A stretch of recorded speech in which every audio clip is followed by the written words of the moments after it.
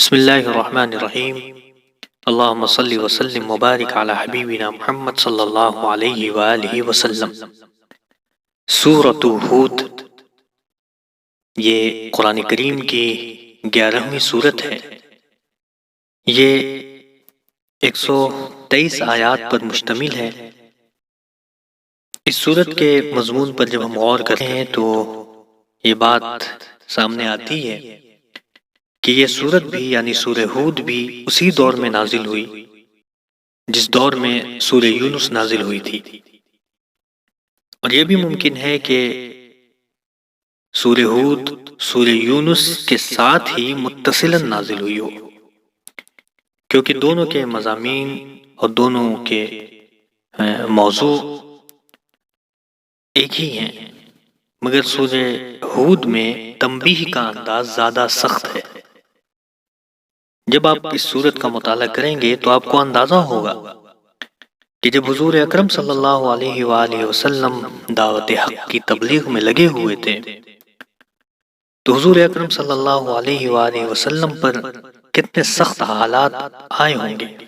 ایک طرف نبی اکرم صلی اللہ علیہ وآلہ وسلم اسلام کی تبلیغ میں مصروف ہیں، جبکہ دوسری طرف کفار قریش اپنی تمام چالوں سے اس دعوت حق کو ختم کرنے کی کوشش میں لگے ہوئے، اور دوسری طرف اللہ رب العزت بزبان محمد صلی اللہ علیہ وآلہ وسلم ان کو تنبیہ کر رہا ہے۔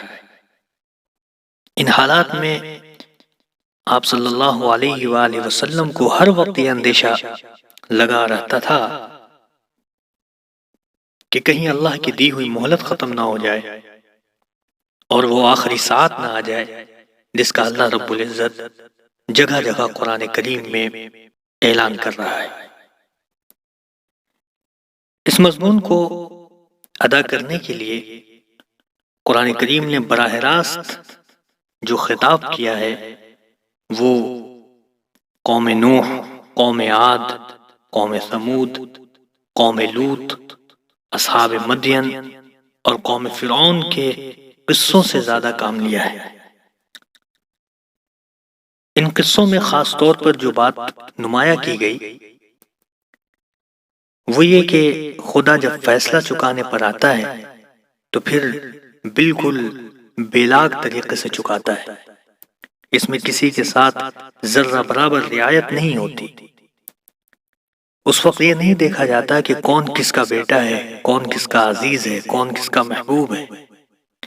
رحمت صرف ان کے حصے میں آتی ہے جو راہ راست پر آیا ہو، ورنہ خدا کے غضب سے نہ کسی پیغمبر کا بیٹا بچتا ہے، نہ کسی پیغمبر کی بیوی بچتی ہے۔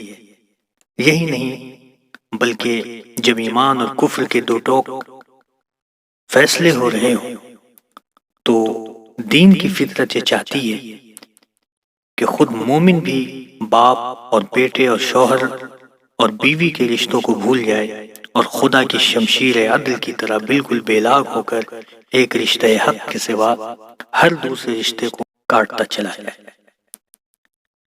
ایسے موقع پر خون، رشتہ داری اور نسب کا ذرہ برابر لحاظ کر جانا اسلام کی روح کے خلاف ہے۔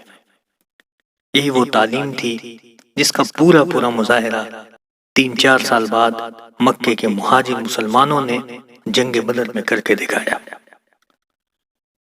بہرحال تو ان مضامین کو اس صورت میں بیان کیا گیا ہے۔ ان مضامین کو جب ہم سامنے رکھ کر قرآن کریم کی صورت کا مطالعہ کریں گے تو اس صورت کو سمجھنے میں کافی آسانی ہوگی۔ سبحان ربک رب العزت عما یصفون وسلام علی المرسلین والحمد للہ رب العالمین، والسلام علیکم ورحمۃ اللہ وبرکاتہ۔